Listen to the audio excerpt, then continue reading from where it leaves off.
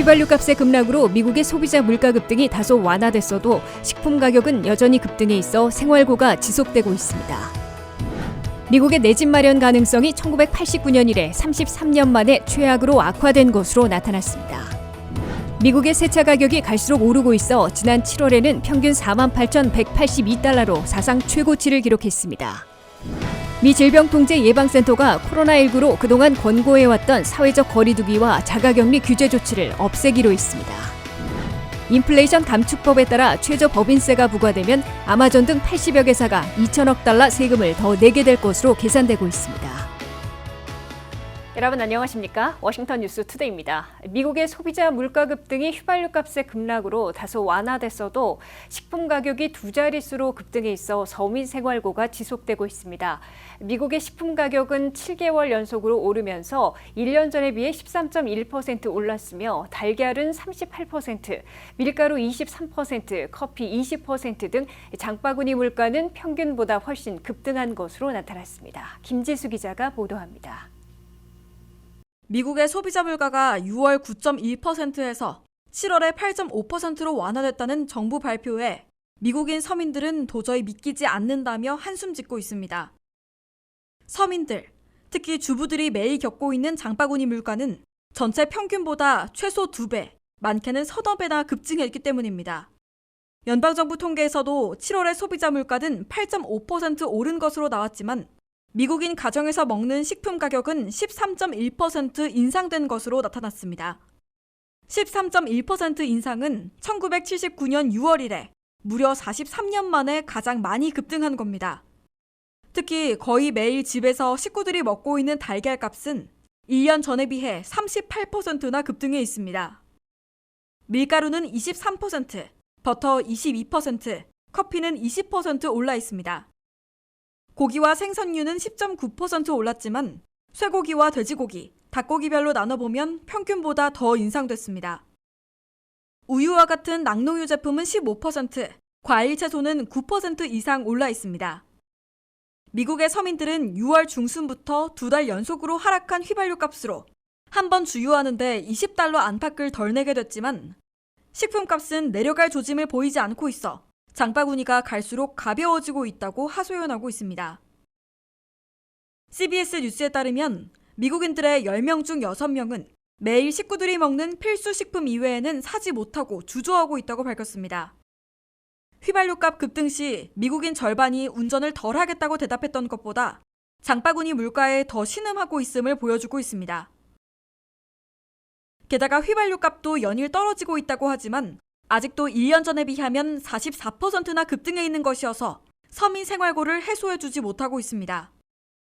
워싱턴 정치권에서 인플레이션 감축법이 최종 확정됐으나 10년 장기 계획이어서 조기 물가 잡기에 얼마나 여파를 미칠지는 불투명한 것으로 보입니다. 반면에 단기적으로 서민 생활고를 덜어줄 대책은 거의 전무하다는 지적을 받고 있습니다. 조 바이든 대통령은 전략 비축유를 대거 방출하고 있어 유가 진정에 영향을 미치고 있는 것으로 보이지만 미국 운전자들이 주유소에서 체감하기에는 아직 높은 휘발유 값이 지속되고 있습니다. 주유소에서 휘발유 값을 즉각 갤런당 18센트씩 떨어뜨릴 수 있는 연방 휘발유세 90일간 면제안은 민주당 내에서조차 의견이 모아지지 않고 있어 겉돌고 있습니다. WKTV 뉴스 김지수입니다. 미국에서 내 집 마련 가능성이 1989년 이래 33년 만에 최악을 기록하고 있습니다. 가계소득보다 모기지 이자율, 집값이 더 많이 상승해 첫 집 마련에 나선 미국민들을 중심으로 내 집 마련의 길이 최악으로 좁아진 것으로 나타났습니다. 김윤미 기자의 보도입니다. 미국인들의 내 집 마련의 길이 갈수록 좁아지며 내 집 마련의 꿈마저 깨어지고 있습니다. 미국의 내 집 마련 가능성이 1989년 이래 33년 만에 최악으로 악화된 것으로 나타났다고 월스트리트 저널이 보도했습니다. 가구 소득과 모기지 이자율, 기존 주택 판매 가격 등을 종합해 내 집 마련 가능성을 평가하는 전국 부동산인 협회의 주택 가용성 지수는 6월에 98.5로 발표됐습니다. 이는 1989년 6월에 98.3을 기록했던 이래 33년 만에 최악을 기록한 것입니다. 그만큼 미국에서는 집을 살래도 마땅한 집을 찾기 어렵거나 소득에 맞춰 사기 어려워 내 집 마련의 길이 갈수록 좁아지고 있음을 보여주고 있습니다. 미국의 주택시장에서는 연쇄 금리 인상 여파로 모기지 이자율이 급등하고 주택 거래가 감소하는 와중에도 사려는 이들이 팔려는 집보다 많아 집값은 계속 오르는 이상현상을 보이고 있습니다. 주택 모기지 이자율은 최근 들어 오름세가 주춤해져 30년 고정의 경우 5.22%를 기록하고 있지만 6월의 최고치 5.81%에서 둔화된 것일 뿐 1년 전에 2.87%에 비하면 2배나 올라 있습니다. 가장 많이 몰려있는 기존 주택 판매 가격은 42만 3,300달러로 전년보다 15%는 올랐습니다. 185곳의 메트로폴리탄 대도시 지역 중에서 184곳에서 아직도 집값이 오르고 있습니다. 이들 대도시 지역에서 거의 대다수인 80%는 두 자릿수, 즉 10% 이상 집값이 오른 것으로 나타났습니다. 이에 비해 내 집 마련에 나선 미국인들 가운데 가장 많이 몰려있는 중위 소득은 9만 2천 달러로 모기지 이자율 급등과 집값 상승이 겹치는 바람에 내 집 마련에 큰 어려움을 겪고 있습니다. 더욱이 대도시들에서 아직도 팔리고 있는 주택들은 100만 달러 안팎의 싱글홈들이고 30만 달러짜리 주택은 이제 거의 찾을 수 없게 돼 첫 집 마련 희망자와 서민층의 내 집 마련은 점점 멀어지고 있다고 월스트리트 저널은 지적했습니다. 미국인들에 대한 설문조사 결과 집 사기에 적기라고 대답한 비율은 1년 전 28%에서 현재는 17%로 급감했습니다. 집 팔기 적기라는 미국인들의 의견도 1년 전 75%에서 이제는 67%로 낮아졌습니다. 아직도 미국에선 사려는 사람들보다 팔 집이 부족해 팔려는 측이 유리한 셀러스 마켓이 지속되고 있음을 보여주고 있습니다. WKTV 뉴스 김윤미입니다. 미국에서 새 차를 구입하기 위해 지불한 평균 가격이 지난 7월 사상 최고치를 기록한 것으로 나타났습니다. 전문가들은 신차 수요가 이례적으로 많은 반면 재고는 예년에 비해 충분치 않아 가격은 계속 오를 것으로 내다보고 있습니다. 김지수 기자입니다. 미국의 새 차 가격은 매달 더 비싸지고 있습니다. 자동차 조사업체 켈리 블루북에 따르면 지난 7월 미국민들이 새 차를 구입하기 위해 지불한 평균 가격은 48,182달러로 사상 최고치를 기록했습니다. 전문가들은 CBS 머니워치와의 인터뷰에서 신차 수요가 이례적으로 많은 반면 재고는 예년에 비해 저조하기 때문에 가격은 계속 오를 것이라고 말했습니다.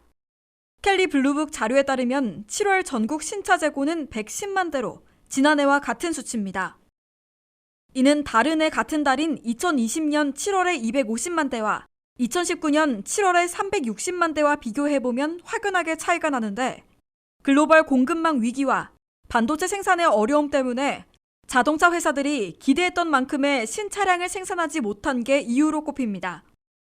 대리점들 가운데 인기 있는 차량을 $10,000 혹은 그 이상 가격을 높게 요구하는 경우도 많은데 결과적으로 구매자들은 스티커 가격보다 훨씬 높은 가격을 지불할 가능성이 많은 것으로 조사됐습니다. 따라서 급하게 차를 구입해야 할 경우 새 차를 살 여유가 없다면 덜 인기 있는 중고차를 살 것을 전문가들은 권하고 있습니다.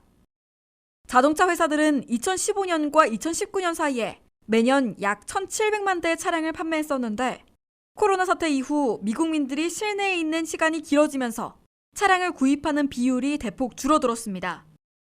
자동차 조사업체 통계에 따르면 2020년 300만 명 이상의 미국 고객이 차량을 구매하고 싶어도 구매할 수 없었던 것으로 나타났습니다.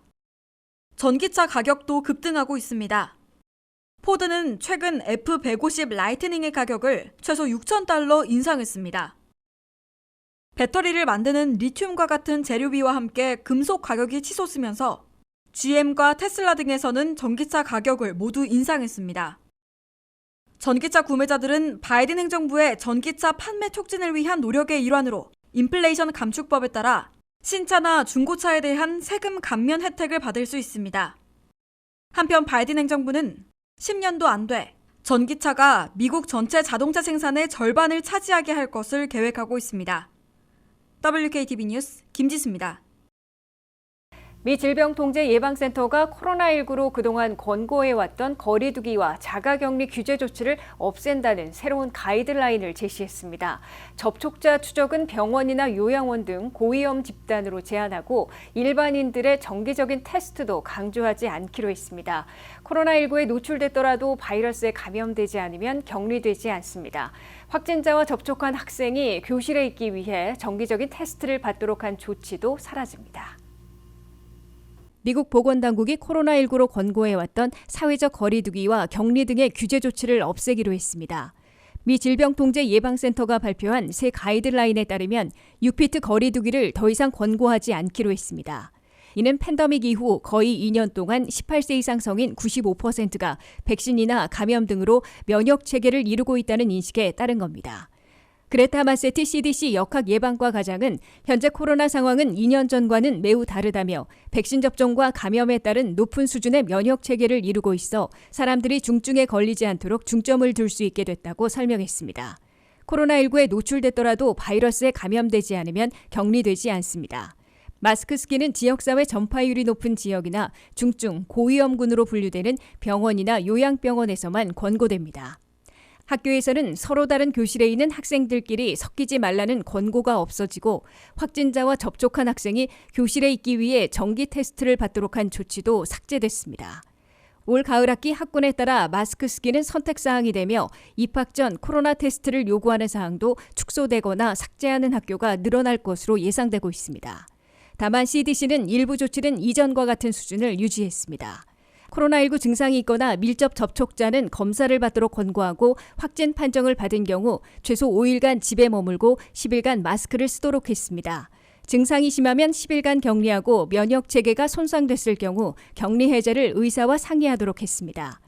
약물을 사용하지 않고 24시간 동안 발열이 없고 증상이 없거나 증상이 호전되면 격리를 끝낼 수 있도록 했습니다. 한편 미 식품의약국은 코로나에 노출된 사람들의 검사 횟수에 대한 새로운 지침을 발표했습니다. 미 식품의약국은 코로나에 노출됐다고 생각되는데 증상이 없는 사람들에게 가족용 테스트를 2번이 아닌 3번 실시할 것을 권고했습니다.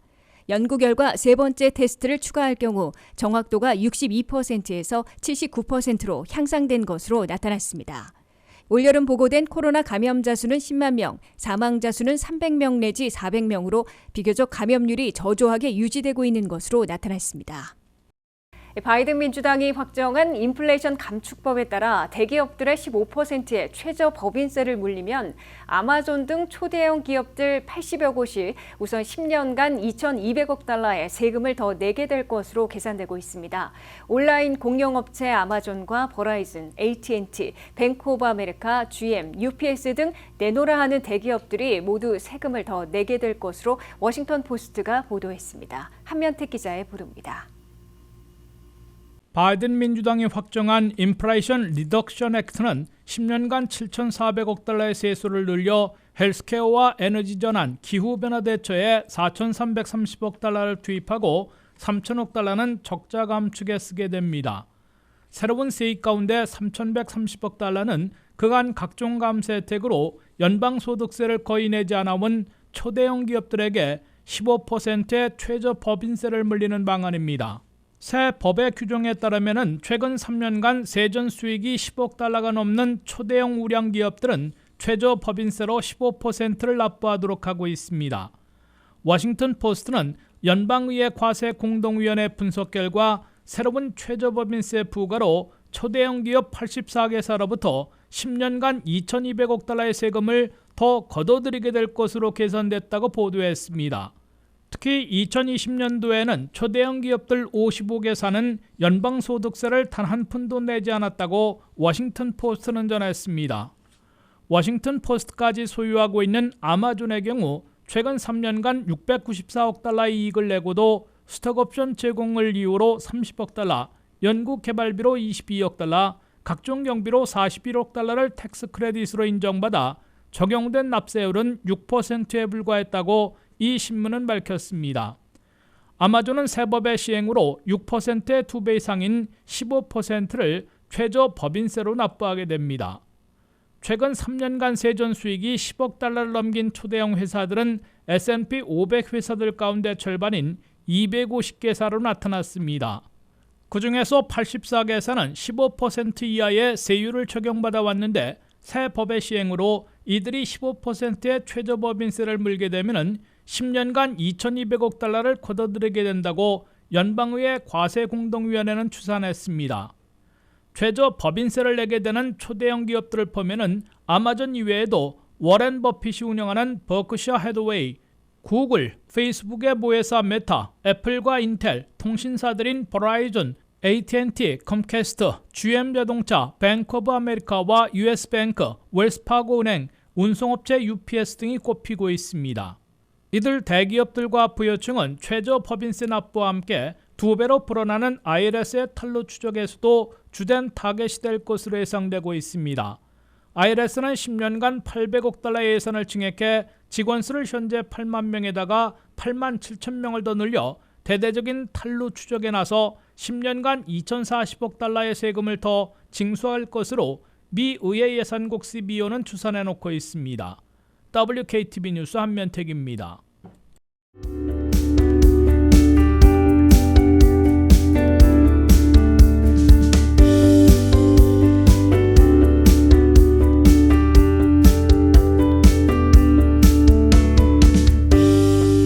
이상으로 워싱턴 뉴스투데이를 마치겠습니다. 시청해주신 여러분 고맙습니다.